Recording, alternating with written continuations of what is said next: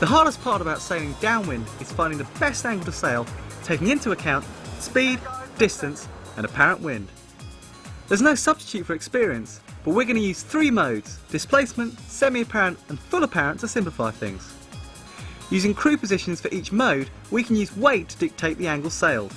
The skill comes from knowing when to make the transition from one mode to another, so take into account apparent wind. But what is this apparent wind anyway?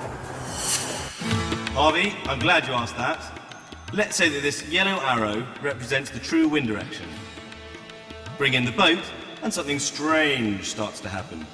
The wind you feel shifts due to the forward motion of the boat. Now let's take this a step further and use the apparent wind to our advantage. Say we're travelling on a broad reach doing 5 knots.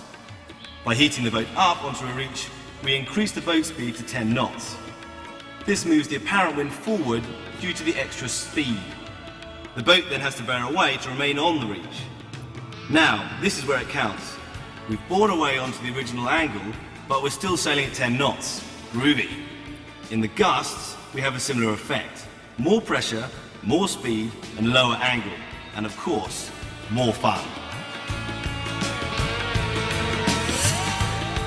Pressure is the best indicator for downwind mode when approaching the windward mark. When high wiring, it's unlikely the boat will be planing downwind, so expect to be sailing in a displacement mode. Once on a downwind course, the crew stays on the centre line with the helm wiring off the kick bar. Alistair can then sail an angle that's hot enough to keep his weight on the wire, bearing away on the gusts to keep the boat flat. Peter can then talk through the load in the kite sheet so the helm knows when to heat up and when to soak. As the pressure increases, Peter can move onto the gunwale to help Alistair maintain his position on the kick bar. The aim is still to sail as deep as possible, but the extra breeze means that gains can now be made in boat speed without heating the angle up too much. As we approach the first transition, the helm should be trapezing all the time, with a marked increase of boat speed. The crew then moves out onto the wire, shortening his adjuster so both helm and crew are trapezing as high as possible. From astern, we're able to see that the course sailed doesn't change. This is due to an increase in speed, resulting in an apparent wind angle change. Switching too soon will mean you end up sailing a noticeably higher course to get the required power. The second transition requires the helm and crew to drop to their knots and send the boat as high as possible.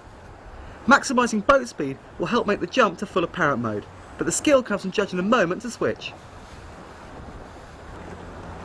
Initially, you'll need to sail a hotter angle, but as speed builds, you should notice a gradual header. The greater the boat speed, the deeper the angle relative to the true wind.